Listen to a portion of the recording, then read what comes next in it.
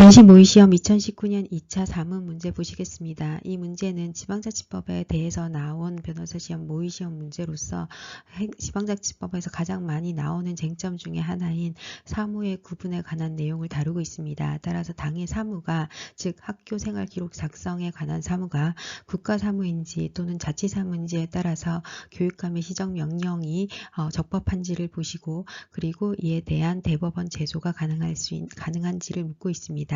그래서 여러분들이 문제를 뭔지 보시면 A초등학교 장애의 학교생활기록부 기재사무의 법적 성격이 국가사무인지 자치사무인지를 묻고 있습니다. 그리고 2번 지문을 보시면 B교육감이 이 사건 시정명령에 대해서 대법원에 소를 제기할 수 있는지도 묻고 있습니다. 자, 그래서 각각의 배점도 한번 보시고요. 사실관계를 보시도록 하시겠습니다. 사실관계를 읽으실 때 주요 개념에서 당사자들과 그 다음에 각 당사자들 간의 이해관계가 대척점이 있는 점이 무엇인지, 즉 주된 법적 이슈가 무엇인지를 뽑아내시면 되실 것 같습니다. 자, 먼저 사립학교 법인이 운영하는 A초등학교에 재학하던 갑이 학교폭력을 행사하였던 이유로 A초등학교의 학교폭력대책자치위원회가 학교폭력 예방 및 대책에 관한 법률 소정에 전학 조치를 의결하였습니다. 그래서 A초등학교 장이 갑에게 전학 처분을 하였습니다. 자, 처분 자체는 초등학교 장이 갑에게 전학 처분을 하게 된 것입니다. 자, 한편 교육부 장관이 등장합니다. 교육부 장관은 학교생활 기록 작성 및 관리 지침을 개정해서 각 학교의 학교생활 기록부 학교폭력 관련 조치사항을 기록하고 5년간 보존하도록 하였습니다. 그런데 상급기관인 하급기관인 지자체 장과 같은 교육에 관한 사무를 담당하는 교육감은 당의 사무를 국가사무가 아니라 자치사무다라고 판단을 하고, 이와 같은 학교폭력 조치 사항의 학교생활기록부 기재가 또 다른 인권 침해가 될 수 있으므로 각급 학교에서는 학교생활기록부와 학교폭력 가해 사실 기록을 보류하기 바랍니다 라는 공문을 보냈고, 그래서 A초등학교는 이 보류 지시를 받게 됩니다. 그러면 교육부 장관은 5년 동안 보관하라고 했는데 교육감은 학교폭력 가해 사실 기록 자체를 보류하도록 하고 있기 때문에 같은 사안에 대해서 서로 다른 입장을 보여주게 됩니다. 그러자 교육부 장관이 비교육감에게 보류 지시를 취소할 것을 내용으로 하는 시정명령을 하였고요. 이 시정명령에도 불구하고 비교육감은 시정명령에 응하지 않았습니다. 그러자 교육부 장관은 이 보류 지시를 직권으로 취소하였습니다. 교육감의 보류 지시를 직권으로 취소하였습니다.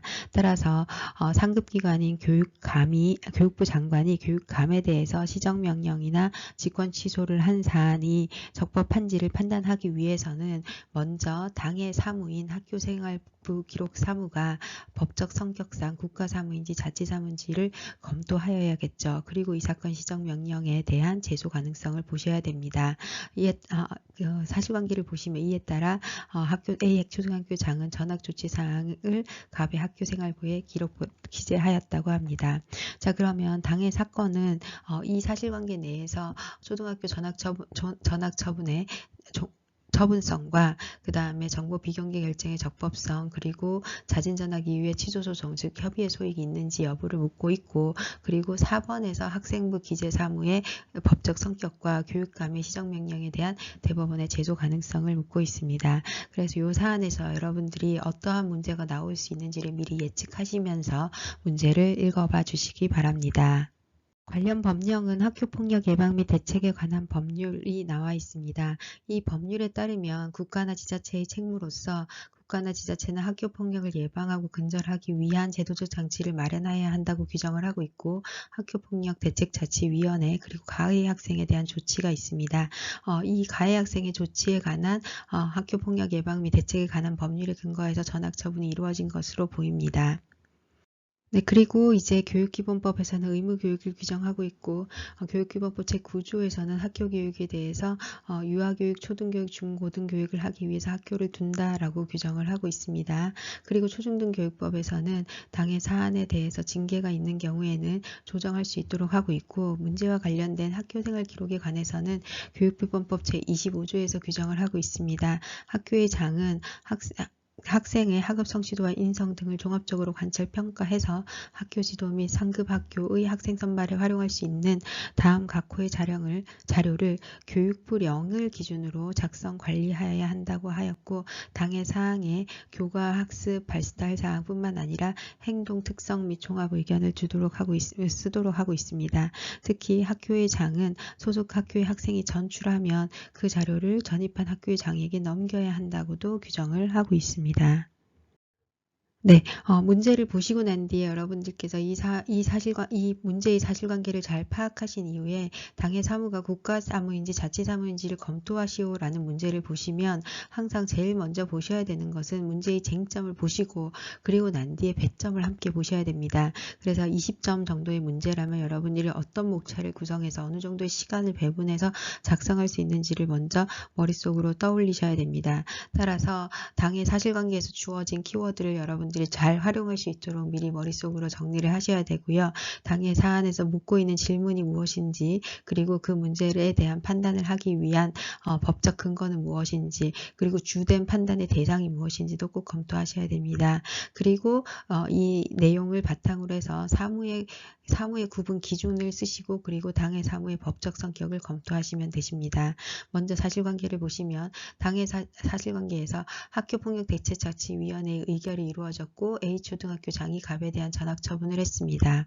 그리고 교육부 장관은 학교생활 작성 및 관리 지침을 만들었음에도 불구하고 B교육감은 이를 따르지 않았습니다. B교육감은 이 사안이 자치사무라고 판단을 하고 학교생활 기록부에 기록 보류를 지시하게 됩니다. 그러자 교육부 장관이 보류 지시를 취소하도록 시정명령을 내렸지만 비교육감이 이를 따르지 않자 교육부 장관이 직권으로 취소한 사건에 해당합니다. 자, 그러면 이제 본 사안을 여러분들이 사무의 구분 측면에서 한번 바라본다면 국가사무냐 자치사무냐라는 걸 검토하라고 문제에서 묻고 있기 때문에 국가사무와 자치사무를 구분하는 기준을 검토하셔야 되고 그 기준에 대한 학설과 판례의 입장을 한번 보셔야 됩니다. 행정법 중에서도 지방자치법에서 자주 나오는 테마에 해당합니다. 자, 그리고 학교생활기록부 기재의 사무의 법적 성격, 사무 구분에 대한 기준을 쓰셨다면 그러면 이 사안에선 어떻게 볼지를 검토하시면 됩니다. 따라서 국가사무인지 자치사무인지 관련 법령들을 보시고 그 다음에 사무의 성격을 보셔서 여러분들이 판단하시면 되십니다. 논점의 정리부터 보시도록 하겠습니다. 먼저 이 문제에서 논점이 국가사무인지 자치사무인지를 구별하여 검토하도록 묻고 있기 때문에 그 구별이 문제가 된다는 점을 적어주시면 되시고요. 그리고 국가사무와 자치사무의 구분 일반 이론을 적어주시면 됩니다. 사무의 구분 기준에서 먼저 개념, 학설, 판례로 목차를 구분을 하시고요. 그리고 사무의 개념 부분부터 작성하시면 됩니다. 지방자치단체의 사무는 크게 자치사무와 위임사무로 나누고 자치사무는 의무적 필요사무와 임의적 수의사무로 나눌 수 있으며 위임사무는 기관위임사무와 단체위임사무로 구분할 수 있다는 점 적어주시면 되십니다. 그리고 학설 부분으로 왔을 때 법령 기준설과 법령과 사무의 성질 기준설로 구분할 수 있는데 법령 규정 기준설을 보신다면 법령에서 중앙행정기관의 장애 권한으로 규정하는 경우에는 국가사무, 지자체 장애 권한으로 규정하는 경우에는 자치사무로 나눈다는 점 적으실 수 있고요. 법령과 사무의 성질을 함께 기준으로 한다는 학설에서는 법령에서 중앙행정기관의 장으로 규정하는 경우에는 국가사무이지만 지자체 장애사무로 정한 경우에는 사무의 성질이 전국적 통일을 요하는 사무인지 여부에 따라서 구분한다라고 적어주실 수 있습니다. 자, 그렇다면 이러한 내용들을 정리해서 여러분들이 이 사무의 구분에서 판단에서 가장 중요한 기준으로 작용하는 것은 바로 판례에 해당합니다. 판례는 법령의 규정뿐만 아니라 사무의 성질을 함께 검토하도록 하고 있는데, 사무의 성질은 전국적 통일적 처리가 필요한 사무인지, 경비 부담은 누구인지, 책임의 귀속 주체는 누구인지를 기준으로 하고 있습니다. 그러면 판례의 내용을 한번 보시면, 법령상 지자체장이 처리하도록 규정하고 있는 사무가 자치사무인지 기관위임 사무인지를 판단함에 있어서 그에 관한 법령의 규정 형식과 취지를 우선 고려해야 할 것이지만, 그 외에도 사무의 성질이 전국적 통일적 처리가 요구되는 사무인지, 그에 대한 경비 부담과 세종적인 책임 기속의 주체 등도 아울러 고려하여 판단하여야 한다라고 판단한 우리 대법원 판례가 가장 중요하게 활용될 수 있습니다. 다음으로 학교생활기록부 기재사무의 법적 성격을 정의하실 수 있습니다. 이 내용이 바로 사안의 적용에 해당하는 것으로 볼 수 있습니다. 즉 위에서 검토했던 사무의 구분 기준을 바탕으로 해서 구체적으로 이 사안에서 학교생활기록부 기재사무가 어떠한 사무에 속하는지를 판단하는 내용입니다. 쟁점에서는 학교생활기록부의 법령 및 사무의 성질을 모두 고려할 때 어떠한 사무의 성질을 갖는지를 보아야 하는데요.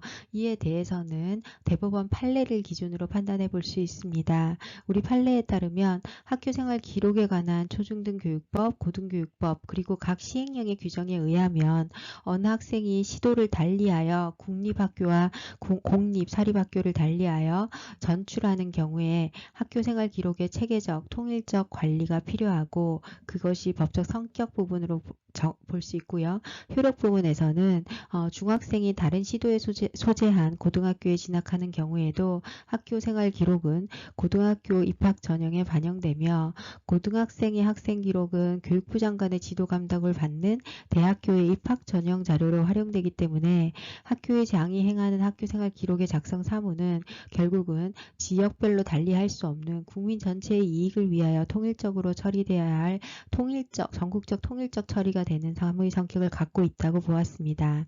따라서 전국적 통일적 처리를 요하는 학교생활 기록의 작성 사무는 감독감청의 지도 감독 사무도 국민 전체의 이익을 위하여 통일적으로 처리되어야 할 것이기 때문에, 이에 대한 교육감의 지도 감독 사무는 국가사무로서 교육감에게 위임된 사무다라는 것이 우리 법원의 판단입니다. 그래서 판례의 내용을 여러분들이 아시고 계시다면 이러한 내용을 적어주시면 되시겠습니다. 모르신다면 판례의 내용의 문제를 보시다가 판례의 내용 자체가 잘 기억이 안 나시는 경우에는 판례에서 제안한 기준, 즉 그 법령의 내용과 그 다음에 사무의 성격, 그 사무가 전국적 통일적 처리를 요하는 사무인지, 그리고 비용 부담 주체, 최종 책임 기속 주체, 이러한 항목들을 여러분들이 잘 적용을 하셔서 적어주시면 되십니다. 자, 그래서 이제 소결 부분도 마찬가지인데요. 법령을 기준으로 할 경우, 그리고 이에 대한 법적 성격을 기준으로 할 경우 두 가지로 나누어서 여러분들이 판단을 해주시면 되는데요. 초중등교육법 제25조에 따르면 학교생활기록부의 작성 및 관리를 교육부령에 기초하도록 하고 있기 때문에 법령을 기준으로 할 경우에도 국가사무로 판단할 가능성이 높다고 볼 수 있고, 그 다음에 법적 성질 측면에서 봤을 때도 전국적 통일적 처리의 필요성, 경비 부담, 책임 기속 주체, 이 세 가지 항목으로 나누어서 여러분들이 판단해 보실 수 있는데요. 이에 대해서는 정답이 있는 것은 아닙니다. 여러분들이 일관성 있는 학교생활기록부의 전국적 통일적 처리가 중요하다, 또는 의무교육이다, 그 다음에 전학시 평가된다, 이러한 부분들을 중요하게 생각한다면 국가사무의 법적 성격을 가지고 있다고 판단하실 수 있고, 교육은 전국적 통일적 처리뿐만 아니라 각 지역의 사정도 함께 고려해야 되는 분권적인 성격을 가지고 있으며, 지자체마다 재정적이거나 또는 교육 상황에 따라서 성격이 모두 다르기 때문에 다른 측면으로 바라보아야 한다라는 견해로 작성해 주실 수도 있습니다. 어떤 견해로 작성을 하든지 논리적이고 일관되게 답안을 작성하신다면 좋은 점수를 받으실 수 있을 것으로 생각됩니다. 자, 그리고 결론 부분을 정리해 주시면 되십니다. 이 문제는 모의시험에 출제된 문제인데요. 학생들이 어려운 문제가 아닌데도 불구하고 이것이 4번으로 출제되는 바람에 대부분은 시간관리 문제로 많은 어려움을 겪은 것으로 보입니다. 특히 이제 학설과 판례 부분만 잘 연결시키면 좋은 점수, 충분히 고득점이 가능한 문제였는데요. 여러분들이 이러한 부분들을 시간관리 그리고 답안 작성에 있어서 항상 그 적정한 분량으로 작성해야 한다는 거, 그러니까 적정한 체계를 갖추어서 작성해야 된다는 거 꼭 기억을 하시면서 답안을 작성해 주시면 좋겠고, 구분 기준에서 법령과 사무의 성질 모두 각각 그 법령에 나와 있는 주어진 법률의 내용과 사무의 성질 세 가지를 모두 판단하도록 유도하고 있기 때문에 여러분들이 그 부분을 정확하게 판례 입장을 이해하신다면 좋은 점수를 받으실 수 있을 것 같고요. 그리고 학교생활 기록부의 법적 성격 분석에 있어서도 국가사무로서의 성격과 자치사무로서의 성격 모두를 각각 구분해서 여러분들이 작성해 주실 수 있으면 더 좋은 점수를 받으실 수도 있었을 것 같습니다. 다시 한번 여러분들께서 목차를 보시면서 정리해 주시면 좋겠습니다. 이 문제는 논점의 정리 부분에서 국가사무인지 자치사무인지를 구별하여 검토하도록 하고 있기 때문에 크게 국가사무와 자치사무 구분에 관한 일반 이론을 적으시고, 그리고 당에 주어진 문제인 학교생활기록부 기재사무의 법적 성격을 작성해 주시면 되십니다. 특히 국가사무와 자치사무의 구분 이론 부분에서는 사무의 구분 기준에 관해서 사무의 개념, 학설, 판례로 나누어서 작성하실 수 있고, 특히 이제 판례에서 문헌으로 판단하고, 첫 번째, 그래서 여러분들이 항상 주어진 법령을 활용해서 답안을 작성하시면 좋을 것 같습니다. 그리고 사무의 성질 그 자체를 보고 판단을 하는데 전국적 통일적 처리가 필요한 사무인지, 그 다음 비용 부담 주체는 누구인지, 최종 책임 기속 주체는 누구인지, 이러한 판례에서 명시적으로 쓰고 있는 기준들은 활용을 해서 검토해 주시면 좋겠습니다. 그래서 학교생활기록부 기재사무의 법적 성격을 보시는데 판례에 관한 그 판례에서 다른 내용들, 학교생활기록부의 법적 성격, 자치사무로서의 성격과 그 다음에 국가사무로서의 성격, 이 두 가지를 나누어서 여러분들이 판단을 해주시고 본인의 의견, 소결해서 본인은 어떠한 측면에서 봤을 때 국가사무로서의 성격이 있다 또는 자치사무로서의 성격이 있다라는 것을 논리적으로 잘 논증해 주시면 좋은 답안이 되실 수 있을 것 같습니다. 내용을 다시 한번 정리해 보도록 하겠습니다. 먼저 논점의 정리 부분에서 초중등 교육 사무에 대해서 지방교육자치가 실시되고 있는데, 이러한 초등학교 장애 학교생활 기록부 기재 사무의 법적 성격이 자치사무인지 아니면 국가사무인지가 문제된다라는 것을 여러분들이 적어주시면 되고요. 쟁점을 분석하실 때는 크게 두 가지로 나누었습니다. 첫 번째는 국가사무와 자치사무의 구별 기준에 관한 거였고요. 두 번째는 이 구별 기준을 바탕으로 하여서 학교생활 기록부의 법적 성격을 검토해 보았습니다. 그래서 먼저 구별 기준은 국가사무와 자치사무의 의의를 적어주시고, 그리고 사무의 구별 필요성, 그리고 구별 기준 필요성과 구별 기준을 적어주시면 되십니다. 특히 사무의 구별 기준이 주된 논점에 해당하는데요. 그 일반적인 구별 기준으로는 먼저 근거 법규를 보고요. 그 다음에 사무의 성격을 본다고 했습니다. 특히 이제 우리 판례에서는 사무의 성격을 판단할 때 전국적 통일적 사무의 처리가 필요한지, 그 다음에 비용 부담 주체 그리고 책임 기속 주체가 누구인지를 각각 항목별로 나누어서 검토하고 있다는 점, 그렇지만 어느 하나의 항목에 치우치는 것이 아니라 모든 것들을 종합적으로 고려한다는 점을 여러분들이 적어주시면 되고요. 그 다음에 이제 학교생활 기록부의 법적 성격을 보실 때 사무의 판단 기준에서 이 항목들을 모두 검토를 해야 되는데, 법령을 검토하실 때 초중등 교육법 제25조에서 학교의 장이 학교생활 기록부를 작성 관리하도록 하고 있고, 학교생활기록부 작성 사무가 국가사무인지 자치사무인지에 관한 명시적 규정이 있는 것은 아니다라는 거 적어주시고, 그러면 그 사무의 성격을 보았을 때 이 사무의 성격이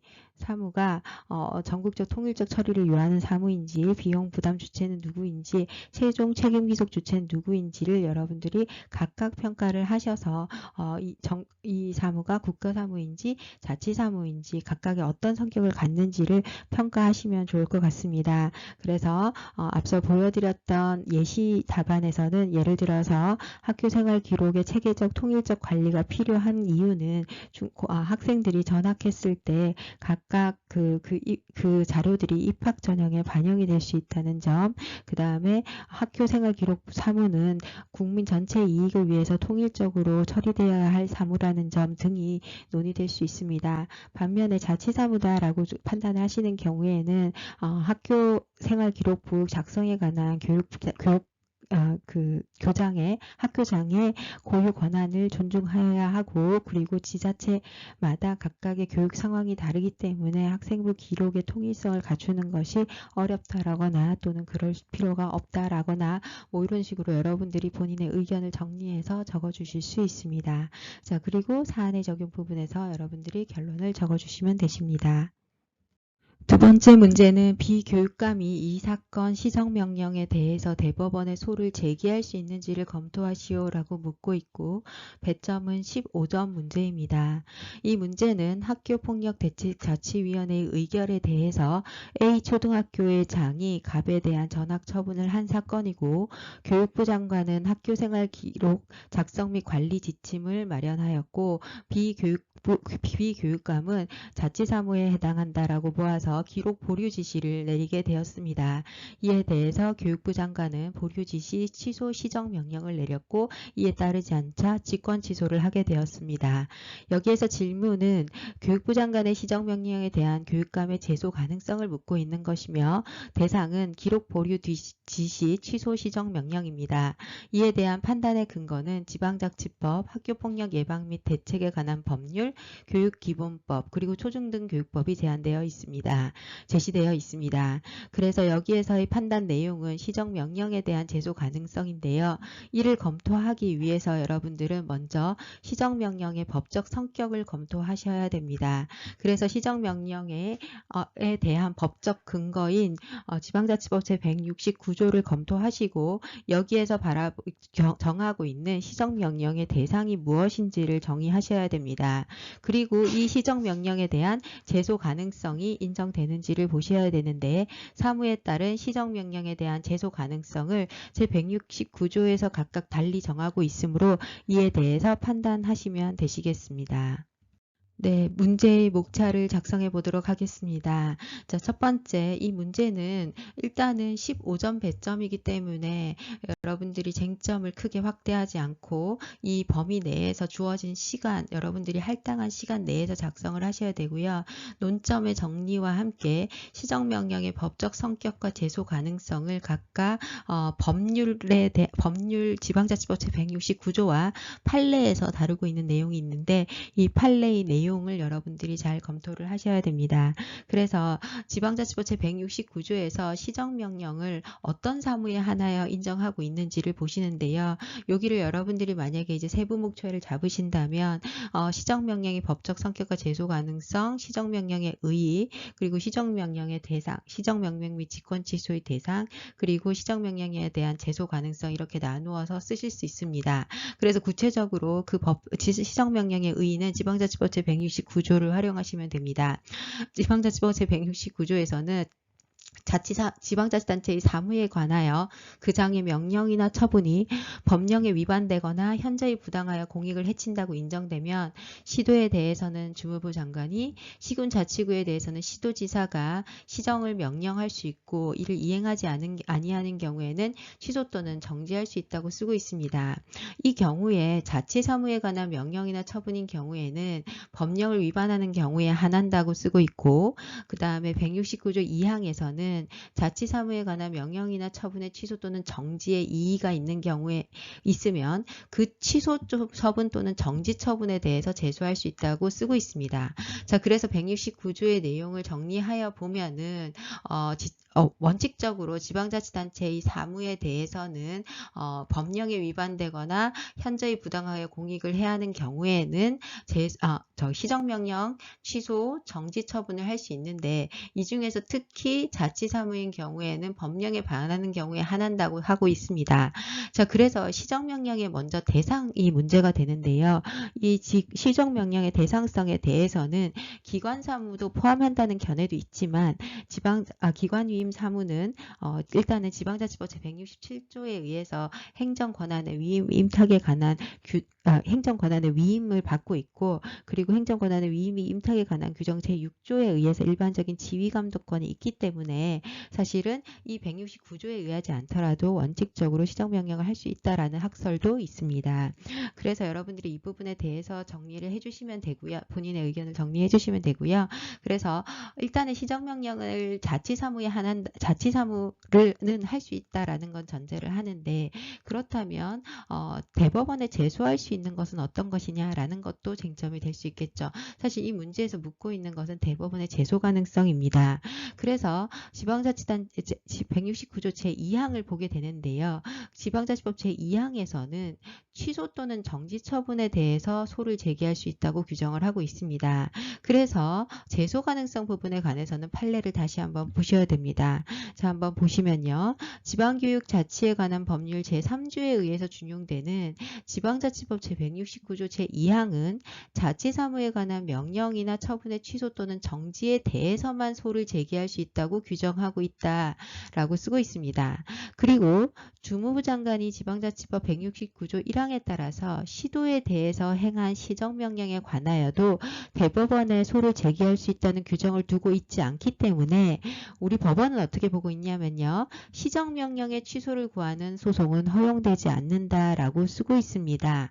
따라서 우리 판례의 입장을 기본적으로 본다면 시정명령에 대해서는 대법원에 제소할 수 있는 법적 근거가 없다라고 이제 판단을 하고 있습니다. 따라서 이러한 판례의 논리를 여러분들이 참조를 하시고요. 이에 따라서 이제 소결을 쓰시게 되는데, 학교생활기록부 기재사무는 자치사무로 이제 먼저 보았는데요. 앞선 1번 문제에서요. 이 자치사무로 보는 경우에는 원칙적으로 시정명령은 가능합니다. 지방자치법 169조에 의해서요.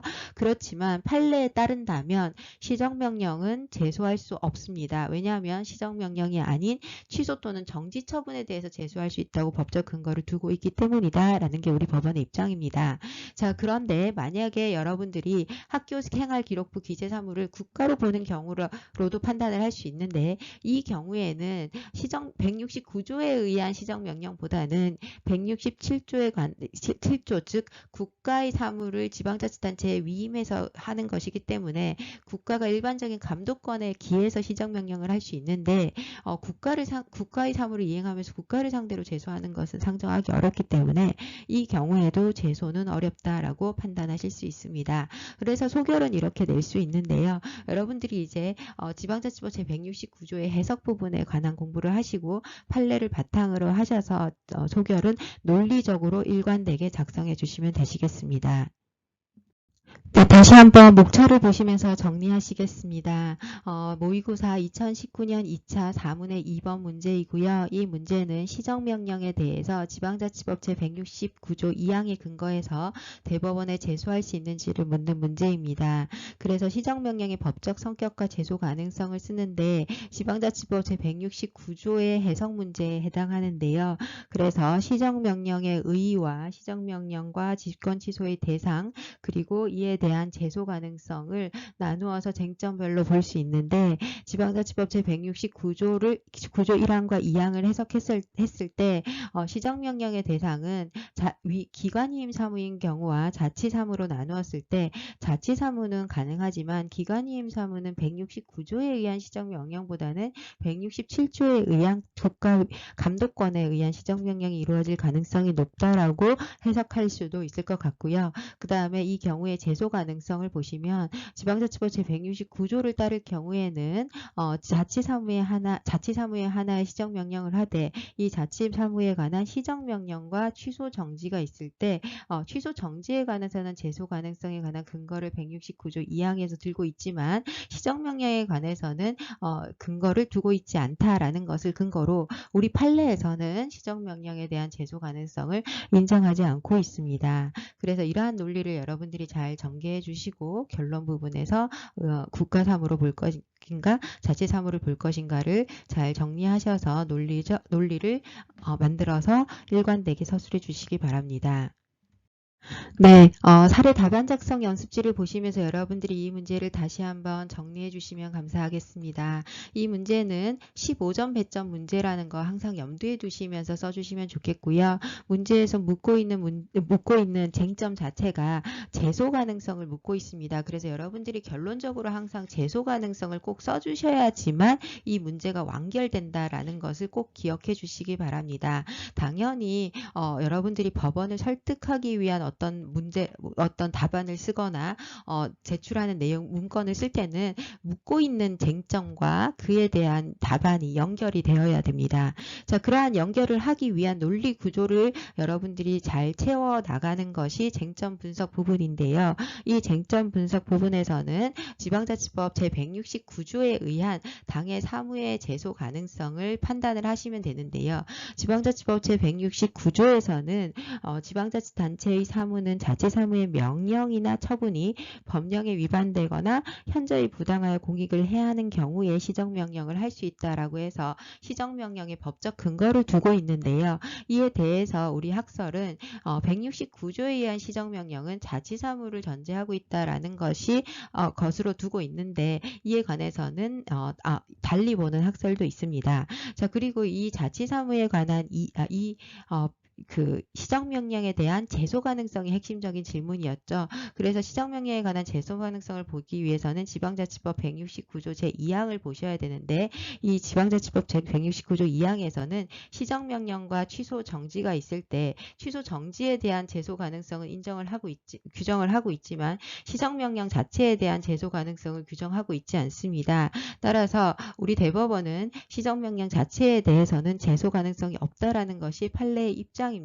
그래서 여러분들이 이 부분을 기억하셔서 논리 구조를 만들어 주시면 좋겠습니다. 그래서 논리를 정리하실 때는 국가사무로 보는 경우와 자치사무로 보는 경우로 구분하실 수 있고 국가사무로 보는 경우에는 169조보다는 167조에 의한 국가감독권에 의한 시정명령이 가능하다 한 것으로 이해하실 수 있고 이 경우에는 국가의 사무를 대신하는 상태이기 때문에 국가 자체에 대한 소송을 인정하기가 쉽지 않을 것이고 자치사무인 경우에는 169조에 의해서 시정명령은 가능하며 시정명령을 한 경우에 이에 대해서 시정명령 자체보다는 시정명령을 이행하지 않았을 때 이루어지는 취소나 정지 처분에 대해서는 제소할 수 있지만 시정명령 그 자체에 대해서는 우리 법원에서 현재 제소 가능성을 인정하고 있는 것은 아니다라는 대법원 판례가 있다라는 점을 적어주시면 좋겠습니다. 물론 본인의 논리는 이 중에서 어떤 것이다라고 정리해 주시면 됩니다.